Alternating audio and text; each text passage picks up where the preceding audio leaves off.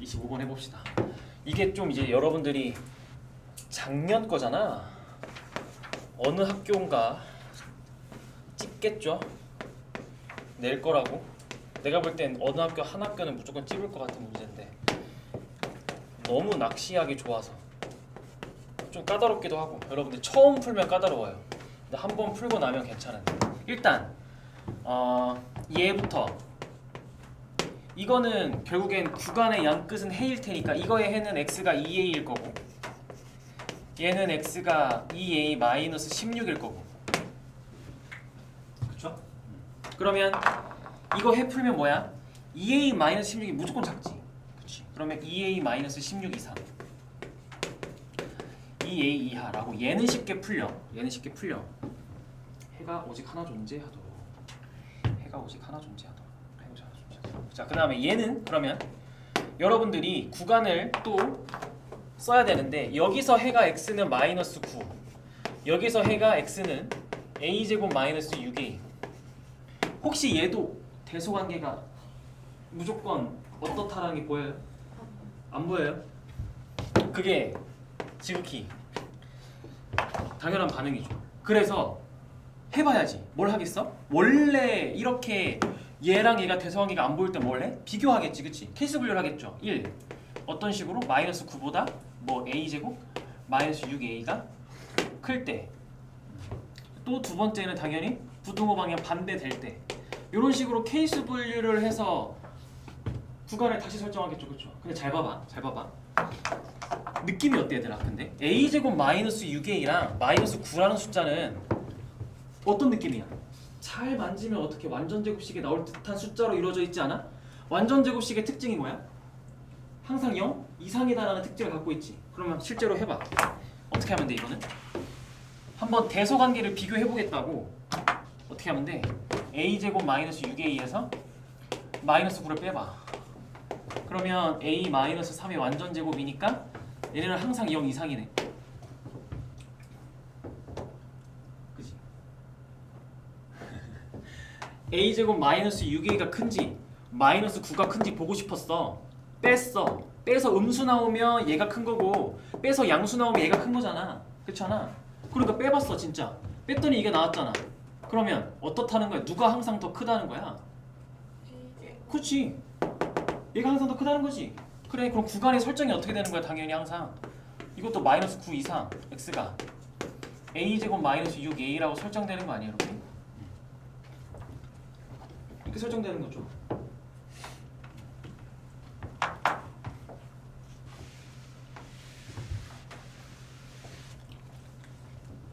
이게 첫 번째 이제 여기서 이걸 세울 수 있니? 이 식을 세울 수 있니가 첫 번째. 또 두 번째 이제 둘 다 수직선 위에 나타낼 수 있는 해를 구해놨으니 여러분들은 이제 뭘 하겠어? 당연히 실제로 그려보면서 문제에서 원하는 실수 x가 오직 하나 존재하도록 만들어 봐야겠죠? 그러면 뭘로 만들어 볼까? 이렇게 해볼까 그냥? 마이너스 9와 a제곱 마이너스 6a라고 해볼까 이렇게? 요걸 그려놓고 이 수직선 위에 얘를 그리면서 2a 마이너스 16 이상 2a 이하를 그리면서 해가 오직 하나일 수 있도록 만들어 볼까? 어디 써야 될까? 2a 마이너스 16 이상 2a가 이런 식으로 일단 하나 있으면 해가 마이너스 9일 때 딱 하나 나오겠죠 이렇게. 그치? 이때만 가능해. 그리고 두 번째 또 어디 쓸 때? 여기서 이렇게 시작해서 이렇게 끊어야 돼. 이렇게 해야 딱 해가 하나지, 그치? 그러니까 틈이 즉 내가 지금 그리고 있는 요거는 이렇게 세팅해놓고 보라색이랑 초록색으로 영역을 표시하고 있는 게 얘잖아, 얘. 2a 마이너스 16 이상 2a 이하 얘를 표시하고 있는 거야. 근데 이때 두 구등식의 해라는 건 공통 부분인데. 틈이 조금이라도 열려 있으면 그 안에 수없이 많은 실수가 있다라고 우리 얘기를 하니까 해가 오직 하나라 얘기할 수가 없단 말이에요. 해가 오직 하나면 정확하게 시작과 끝이 딱 일치해야 돼. 그래서 이때만 해고 이때만 해가 돼야 되잖아. 그러니까 요 보라색일 때는 이 a가 마이너스 9일 때고 요 초록색일 때는 a제곱 마이너스 6a가 구간의 시작이 왼쪽이니까 2a 16입니다가 되는 거지. 이렇게. 그럼 이때 2a가 마이너스 9면 따라서 a가 마이너스 2분의 9다라고 얘기할 거고, 이 초록색은 따라서 계산해보면 a가 4네. 완전 제곱식이 나와서 a가 4입니다 라고 얘기를 하게 되겠다. 근데 이렇게 하면 정답이 있어 없어? 이거 정답 그래서 두 개인데 우리가 찾은 건 두 개야. 정답이 없지. 그지? 뭐 하나에 놓쳤거든. 뭘 놓쳤을까? 완벽하게 푼 거 같은데 뭐 하나에 놓쳤어. 완벽한 거 같은데 뭐 하나 놓쳤을까? 이게 이렇게 범위가 양끝이 미지수인 거를 여기다 이렇게 갖다 붙이는 건 차라리 괜찮거든? 근데 이제 여기서 문제가 생긴 거야. 얘한테서 문제가 생긴 거야. 우리가 뭘 확인을 꼼꼼하게 안 한 거냐면 이거 꼼꼼하게 확인 안 했어. 그러면 얘보단 일단 얘가 아까 해볼 때 0이 될 수도 있었잖아. 크거나 같은 거야, 그치? 근데 우리는 어떤 상황이라 가정하고 푼 거야, 이거는? 그러면 지금 사실 이거는 이 상황을 가정하고 이렇게 푼 거지. 틈이 있잖아 지금. 마이너스 9와 a제곱 마이너스 6a 사이의 틈을 우리가 만들어 놓은 그림으로 문제를 푼 거잖아. 그 얘기는 a제곱 마이너스 6a가 마이너스 9보다 무조건 클 때로 문제를 푼 거야. 그렇지 않아? 근데 정확하게는 둘이 같을 수도 있지. 그러니까 즉 마이너스 9랑 a제곱 마이너스 6a가 같을 수도 있는 거지. 즉 이게 구간이 아니라 그냥 한 점이었고 그 점이 얘 안에 들어있어도 해는 하나인데. 해는 하나. 해볼까? 무슨 말인가? 자, a제곱 마이너스 6a랑 마이너스가 똑같아. 그러면 이거는 어떨 때야? a가 몇일 때야? a가? 그렇지, 얘가 3일 때야. 그럼 한번 해봐. 얘가 3일 때야. 식을 다시 써볼까? 위의 식은 마이너스 x가 그냥 마이너스 9일 때가 될 거고, 연립부등식이. 밑에 식은 a가 3이니까 마이너스 10 이상 6 이하입니다 라고 얘기를 하겠네. 어때? 이 연립부등식은 해가 여러분들이 뭐라 얘기할 거야? 이 연립부등식은 해가 이게 해라고 얘기하지 않을까? 이 범위 안에 얘가 있잖아. 이게 해잖아, 그치? 해가 하나네. 해가 유일하네. 해가 x는 마이너스 9 한 개 라고 이 상황도 얘기할 수 있지. 그러니까 정답은 3개. a가 3일 때, a가 4일 때, a가 마이너스 2분의 9일 때. 다 정답. 그래서 정답은 5번이 정답이 되겠습니다. 요게 어려워. 실수하기 딱 좋지. 다시 얘네 둘의 대소관계는 바뀌지 않아. 마이너스 9랑 a제곱 마이너스 6a의 대소관계는 변하지 않는데 문제는 그거야. 이 사이에 실수 x가 들어갈 자리가 있느냐 없느냐가 엄청 큰 중요한 핵심이라고. 문제를 풀 때 기준이. 그래서 사이에 들어갈 수 있는 x가 있을 때와 사이에 들어갈 수 있는 x가 전혀 없을 때로 나눠서 문제를 풀어야 된다. 한쪽 끝이 미지수가 껴있어. 그래. 이렇게 정리를 할 수가 있겠습니다. 정리할 수 있어요. 자, 그다음에 그 다음 문제도 중요하다. 26번 한번 해볼까? 26번. 얘 좀 쉬운데 지난 시간에 제대로 꼼꼼하게는 안 했던 근해 분리라는 파트. 이걸로 근해 분리 좀 해봐야 돼.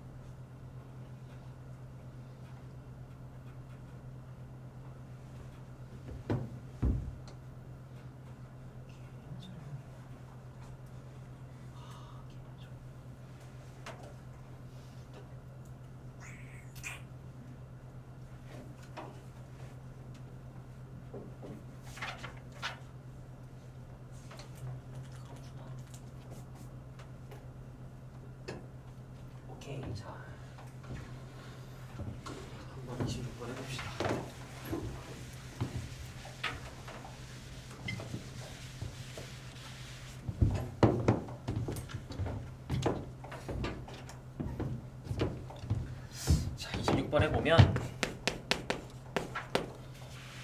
여러분들한테 어떠한 2차 방정식을 주고 갑자기 뜬금없이 2차 방정식이네. 그리고 이 식에 서로 다른 두 실근이 알파 베타인데 알파 곱하기 베타가 0보다 크다래. 그러면 이건 두근의 곱이 0보다 크니까 여러분들 바로 뭘 해? 일단 근각계수 관계로 두근의 곱을 표현하지 않아? 바로 여기서 두근이 알파 베타니까 여기서 곱, 그러면 곱은 근각계수 관계에서 20-k고 얘가 0보다 커요. 해서 k가 20보다 작네 라고 일단 하나 찾고, 그냥 찾고, 그 다음에 문제에서 서로 다른 두 실근이라고 했잖아. 서로 다른 두 실근. 그냥 뭐도 써야 돼 당연히.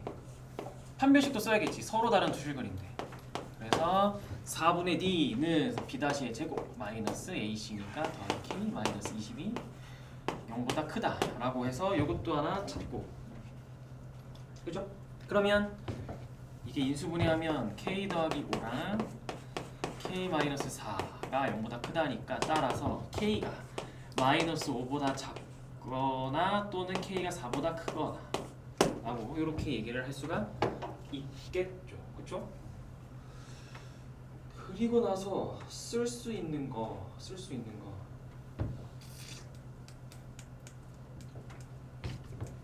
없지. 더 이상 확인할 필요가 없지. 원래는 습관처럼 합도 좀 거의 확인을 시키는 문제가 나오는데 여기서는 합을 확인할 필요가 없죠. 그냥 곱이 0보다 크다라고 했으니 저 말은 둘 다 플러스 플러스 아니면 마이너스 마이너스다라는 의미를 갖고 있는 거고, 그러면 그 상태에서 우리가 따로 합이 양수다, 음수다라고 얘기할 수 있는 방법은 없으니 요거 두 개로 그냥 교집합해서 정답 내면 되겠네. 즉 요거랑 요거의 공통 부분으로 정답을 내면 되겠네요. 그래서 4보다 크고 20보다 작습니다 라고 얘기하면 끝. 합은 우리가 하지 않아도 되겠네요. 합은 할 필요가 없습니다. 이게 이제 근의 부호 맞추는 거. 그치? 근의 부호 맞추는 거. 그래서 이렇게 여러분들한테 근의 부호 맞출 때 자주 나오는 거 이런 게 있어. 서로 다른 두 근의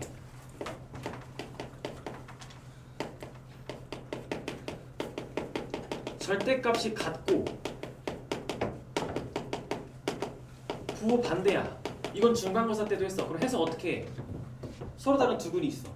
절대값이 같은데 부호는 반대야. 그럼 뭐 했어? 그치, 합은 0이다. 두 근의 합은 0이다를 쓰는 거지.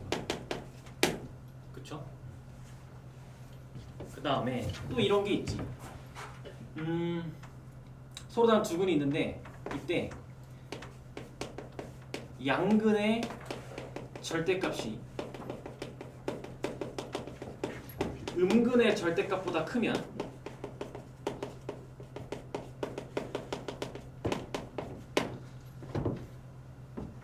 이건 어때? 여러분들이 2차 방정식이 있는데 서로 다른 두 근이 있어. 양근의 절대값이 음근의 절대값보다 커. 그럼 어떻게 해? 그렇지, 합이 0보다 커야겠죠? 그쵸? 그리고 곱은 어때? 그치, 곱은 음수지? 판별식은 어때?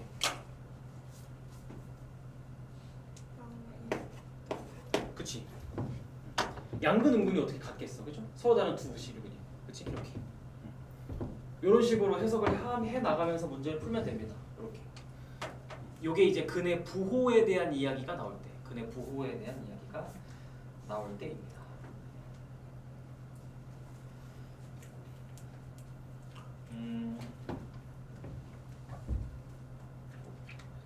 그리고 이거랑 비슷한데 다른 이야기가 어디냐면 48쪽 앞으로 쭉 돌아볼까? 저번 시간에 이걸 해줬어야 되는데 안 했거든. 시간이 없어서 이걸 못 해줬어. 48쪽 앞으로 쭉 돌아볼까? 요 방금 내가 설명해준 요 내용이 거기 48쪽에 2차 방정식의 실근의 조건, 즉 두 번째 개념에 괄호 1번이야. 2차 방정식 실근의 뭐? 그걸 좀 이런 식으로 문제에서 많이 표현을 해주고, 내가 뭘 중요한데 안 했냐면 괄호 2번 근의 분리, 그걸 또 안 해줘가지고 그거 간단하게 체크하고 다시 모의고사 문제를 봅시다. 이거 얘기 꺼낸 김에 거기 실근에 위치해놓고 동그라미 1, 2, 3이 있지. 그래서 동그라미 1번은 판별식의 부호라서 판이라 부르고 그냥 우리가 판별식의 판. 2번 경계에서 함수값의 부호니까 이거는 그냥 함수값이라서 함. 그리고 3은 축이니까 대칭축. 그래서 한판축이든 판함축이든 뭐 여러분들이 이제 순서들 이 세 개를 항상 쓴다라고 데리고 다니면 되는데 또 한판축이라고 불러요. 나는 그래요. 그래서 이걸 가지고 밑에 표 보면 세 가지 표가 있어. 괄호 1번 두 근이 모두 P보다 작다. 그리고 괄호 2번 크다네. 괄호 1번이 크다. 괄호 2번이 똑같은 상황인데 작다고. 괄호 3번은 두 근 사이에 P가 있다. 이거는 암기라기보다 이해를 좀 시켜주려고. 이해를 좀 시켜주려고요. 봐봐요. 어떤 2차 방정식이 있는데 두 근이 모두 P보다 크대. 그럼 이거는 여러분들이 그냥 방정식만으로는 못 풀어. 함수로 그려서 풀어야 되는데 두 근 알파 베타가 이렇게 있고 두 근이 모두 P보다 크다라고 이렇게 하는 거야. 그러면 이 상황을 여러분들이 해석할 때 자, 동그라미 1번 여러분들한테 이렇게 문제에서 그냥 두 근이래. 만약에 그냥 두 근이야. 그럼 판별식은 어때? 그렇지, 0 이상이다. 이거 서로 다른 두 근이 아니라 그냥 두 근이면 항상 중근이 될 수 있음을 내포하고 있는 거기 때문에 0 이상이에요. 그쵸? 그래서 두 근이 모두 P보다 크다? 그러면 0 이상. 그리고 동그라미 2번 이제 함수값 보라는 건데 함수값을 보라는 게 무슨 말이냐면 자, P라는 아이가 그러면 P라는 아이가 요 두 근보다 더 왼쪽에 있으니까 요 P가 요 함수에 들어가면 함수값의 부호는 뭐니? 양수지, 그치? 그거야 그거. 그래서 두 번째 함수값이라고 얘기하는 건 이 함수를 fx라 가정한다면 fp가 0보다 커야 됩니다 라고 얘기를 하는 거야. 이렇게. 근데 이 두 개만으로는 여러분들이 요 p가 두 근보다 왼쪽에 있다라고 얘기할 수가 있어?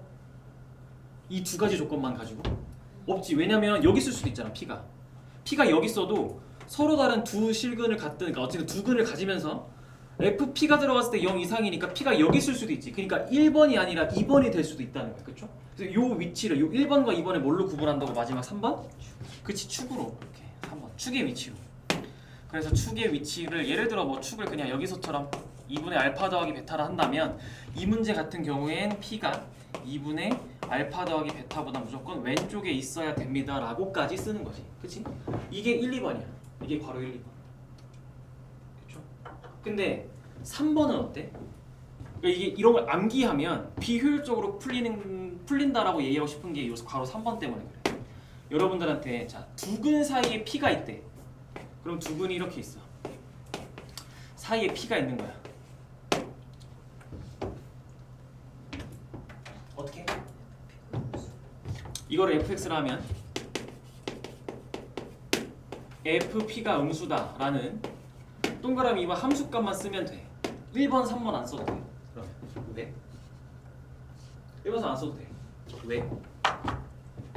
판별식은 왜 안 써도 될까 얘들아? 그치, 사이에 있잖아. 이런 거지. 아니 들어갔을 때 음수가 나온 다음에 어떤 함수가 있어.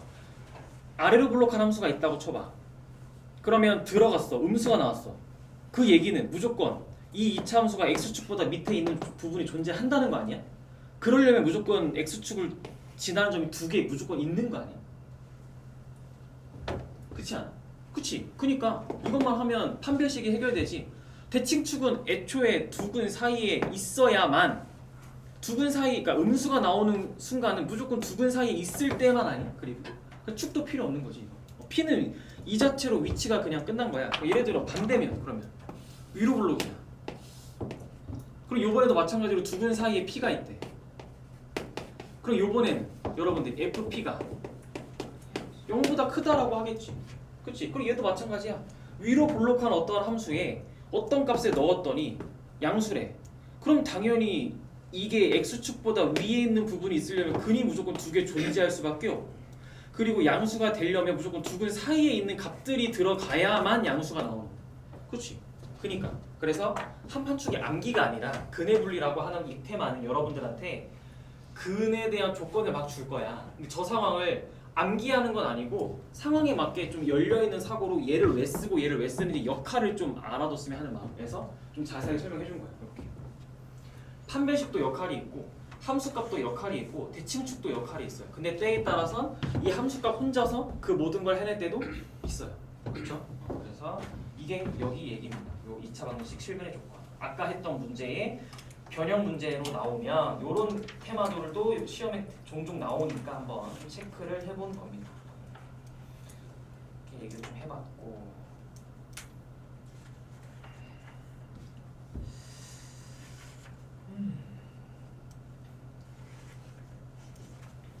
그럼 이번에는 27번 다시 돌아와서 아까 뭐 기출문제 적용하기로 돌아와서 27번 한번 해볼까? 27번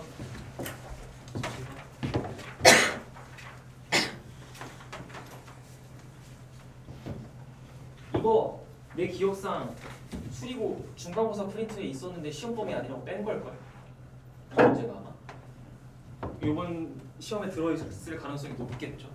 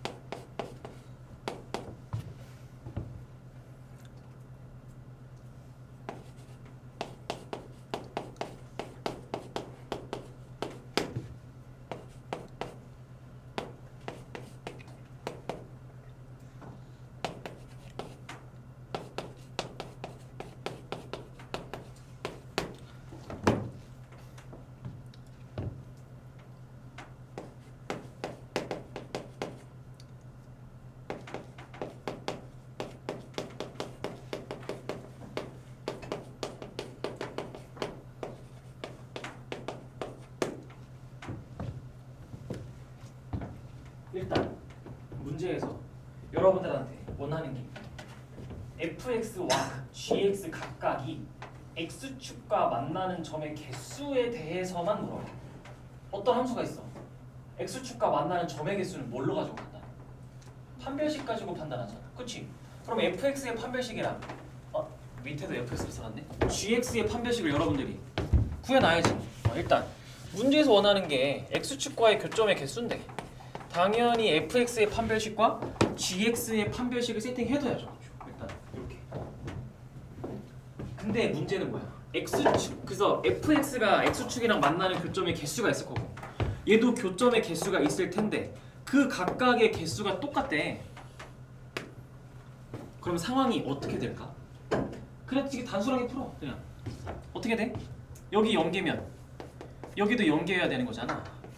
여기가 1개면 여기도 1개여야 되는 거고 그럼 여기가 2개면 여기도 2개면 되는 건데 그럼 각각을 자 fx의 판별식을 d1 gx의 판별식을 d2라고 좀 해보자. 그럼 이거는 d1이 0보다 작을 때 d2도 0보다 작아야 된다는 얘기를 하는 거고 d1이 0일 때 d2도 0이면 된다라는 얘기를 하는 거고 d3가 0보다 클 때 왜 또 D3야? D1이 0보다 클 때 D2가 또 0보다 크다라고 얘기를 하는 여기 이렇게 요거지 요거.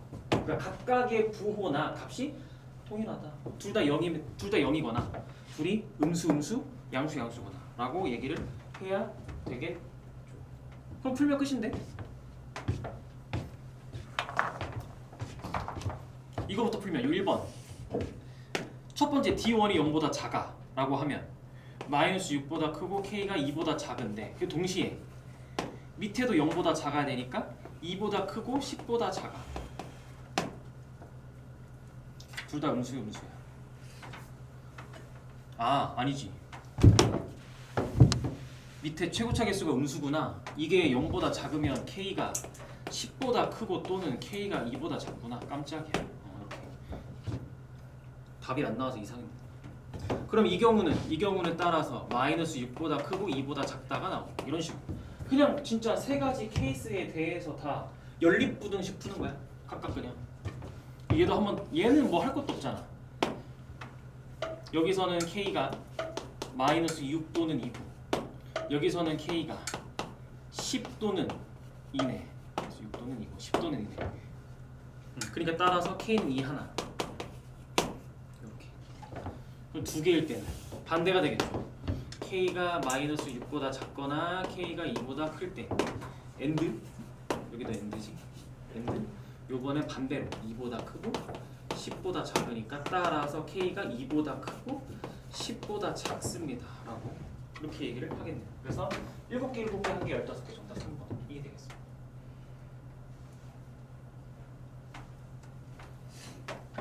괜찮아요? 그래서 단순하게 정말 부호만 플러스일 때 플러스고 마이너스일 때 마이너스이고 0일 때 0이면 된다라는 이렇게 세트 연립부등식을 3번 풀면 된다라는 얘기를 하는 거지. 이렇게.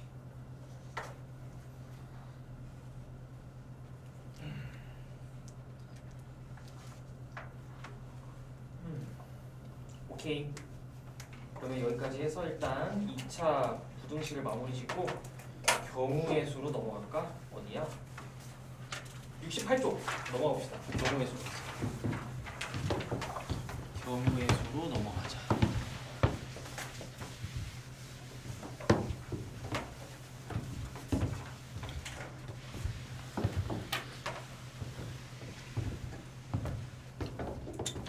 경우의 수 괜찮아? 큰일 났어? 경우의 수? 살려줘? 어떻게? 살려줘야 돼. 자신 있어. 몰라? 해봐야 돼?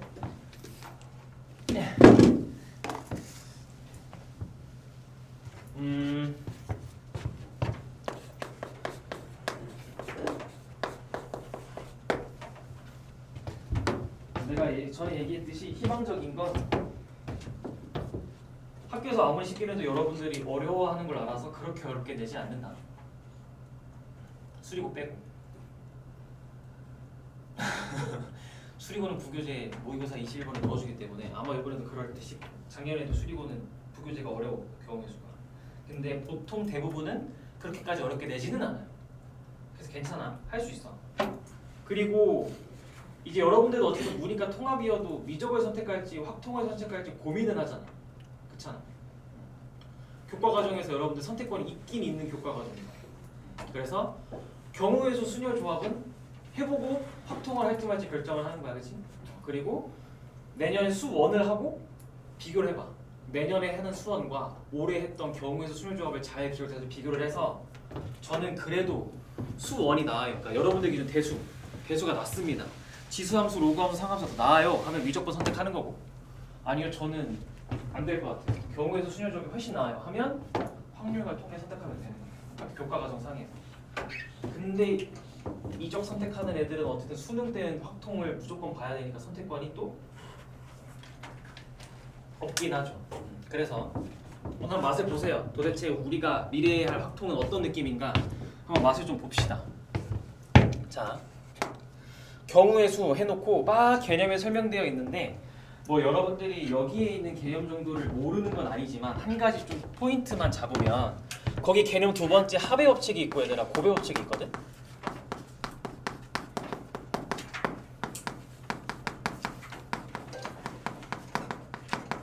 이게 별 말 아닌 것 같지만 여기 시작부터 좀 잘 잡아야 되는데 합의 법칙의 핵심 단어는 거기도 써 있는데 사건 A 또는 사건 B라고 써 있는데 합의 법칙의 핵심은 또는이야 얘들아. 합의 법칙의 핵심은 또는입니다. 또는. 그리고 고배 법칙의 핵심은 그리고입니다. 그리고 보통은 그래요. 물론 고배 법칙은 단어가 되게 많지만 그 중에서도 그리고가 많이 나와요. 고, 뭐뭐 했고, 뽑고, 뭐뭐 하고 저기 이럴 겁니다. 그리고 이 또는에서 핵심, 합의 법칙의 핵심은 진짜 중요한 건 항상 뭘 여러분들이 생각해야 되냐면 이거는 중복을 제외한다라는 걸 항상 고려하셔야 됩니다. 중복이 있는가 없는가를 문제 풀 때마다 확인하고 있다면 빼셔야 되는 겁니다. 그리고 곱의 법칙은 보통 의미하는 게 뭘 의미하는 거냐면 순서쌍을 의미합니다. 보통 순서쌍. 그래서 곱하기를 막 할 때 뭘 자꾸 생각을 하게 되냐면 순서쌍이다 보니까 순서를 고려하잖아. 그래서 여러분들은 이게 순서가 있는 건가 없는 건가를 계속 고민하게 됩니다. 1, 2를 뽑은 거랑 2, 2를 뽑은 게 다른 건가? 같은 건가? 걔네들을 자꾸 고려하게 될 겁니다. 걔네를 자꾸. 그래서 이 순서를 오케이 순서 고려해야 돼 하면 그냥 그대로 곱할 거야. 이게 곱의 법칙이니까. 근데 만약에 순서가 없어. 여러분들이 1, 2를 뽑았을 때랑 2, 2를 뽑았을 때 똑같은 거야. 그럼 뭘 해? 곱하기가 아니라 곱한 다음에 다시 나누기를 할 겁니다. 즉 나누기가 하는 역할은 순서를 없애는 놈이고 곱하기라는 아이는 순서를 만들어내는 아이야. 이게 경우의 수에서 사칙연산이야. 그게 어디 써 있냐? 맨 밑에 개념. 경우의 수에서 사칙연산의 의미 괄호 4번 나눗셈 순서 고려를 취소한다를 난 였다 갖다 붙여놓은 겁니다. 지금 보통 이렇게 세트거든요. 곱의 법칙에서 나누기는 보통 항상 따라다닙니다. 쓸지 말지 나누기 이렇게. 그리고서 이제 그 가운데는 여사건이 되게 중요하죠.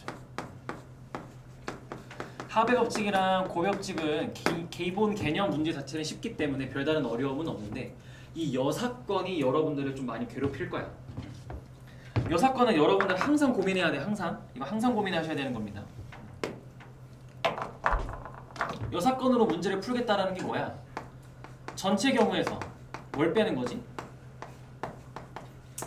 문제에서 주어지는 조건을 만족하지 않는 상황을 빼는 거잖아. 즉 주어진 조건과 정반대되는 상황을 빼서 문제를 풀겠다는 거잖아. 그렇죠?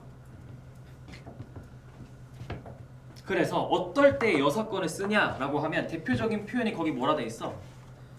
적어도라는 표현이 항상 따라다니더라 라고 얘기를 하는데 문제를 풀다 보면 적어도가 나왔을 때 보통 한 90% 이상의 확률로 여사건으로 풀리거든. 근데 아닐 때도 있어. 조심해야 돼. 그러니까 적어도가 나온다고 하면 무조건 여사건으로 풀어야지가 아니라 적어도가 나오면 여사건을 의심하는 거다. 얘들아 의심. 여사건으로 푸는 게 빠를까라는 질문을 던져야 되는 거지. 여러분들이 무조건은 아니야. 알겠죠? 무조건은 아닙니다. 그리고 이제 거기 보면 적어도라는 표현은 그렇고 자, 두 번째 표현이 있어. 뭐뭇이 아니고 무엇이 아니다. 이게 이제 교육과정이 여러분들 때부터 순서가 뒤죽박죽 다시 바뀌었잖아. 여러분들 선배들은 집합을 배우고 경우의 수를 배우니까 저거를 집합 세계에서 A 여집합표, B 여로 배운단 말이야. 그러면 집합의 연산 법칙으로 문제를 빠르게 이해할 수 있는데 여러분들은 그걸 알려주지 않고 문제를 풀게 만들 거야. 나올 수 있어. 그러면 예시가 이런 거야. 예시. 100 이하의 자연수에서 그걸 몰라도 쉽게 풀 수 있어. 100 이하의 자연수 중에서 제일 대표적인 문제. 3의 배수가 아니고 동시에 7의 배수도 아닌 수의 개수는 이런 게 제일 대표적인 거지. 3의 배수도 아니고 7의 배수도 아닌 숫자를 찾아보세요 라고 하는 게 제일 대표적이야. 써야죠. 멍 때리니까 졸리죠. 자 그러면 이거를 보고 여러분들이 이제 3의 배수가 아닌 숫자들을 뭐라고 말하기 되게 어렵잖아. 1, 2, 4, 5 막 엄청 어렵잖아. 그치? 그래서 뭘 어떻게 가자고? 반대로 생각하면 쉽잖아. 3의 배수라고 하면 개수 세기도 쉽고 특정하기도 쉬우니 전체에서 뭘 빼는 거야? 그치? 3의 배수 또는 7의 배수를 빼는 거지. 요렇게.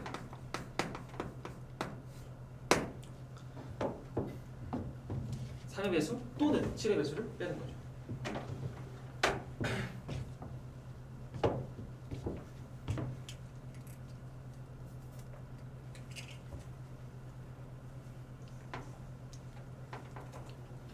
그러면 어떻게 돼? 3의 배수 몇 개? 그렇지 33개죠. 7의 배수는 14개. 또는은 더하기지. 그치? 근데 우리 아까 합의 법칙에서 또는 더하기야. 그럼 항상 뭘 생각해? 중복되는 경우를 생각해. 여러분들이 3의 배수 셀 때 센 거랑 7의 배수 셀 때 센 것 중에 겹치는 게 몇의 배수? 20. 그렇지 21의 배수가 있잖아. 그러면 여기서 이렇게 멈추면 안 되고 이렇게 하는데 여기서 이렇게 하는데 빼기 뭘 빼는 거야 그러면 21의 배수. 그러면 여기서 이제 21의 배수를 빼줘야지. 그럼 21의 배수가 4개? 5개는 안 되네. 그래서 정답은 100에서 빼 33과 14를 더하고 빼기 4를 하면 3의 배수도 아니고 7의 배수도 아닌 숫자들이 나오게 되겠죠.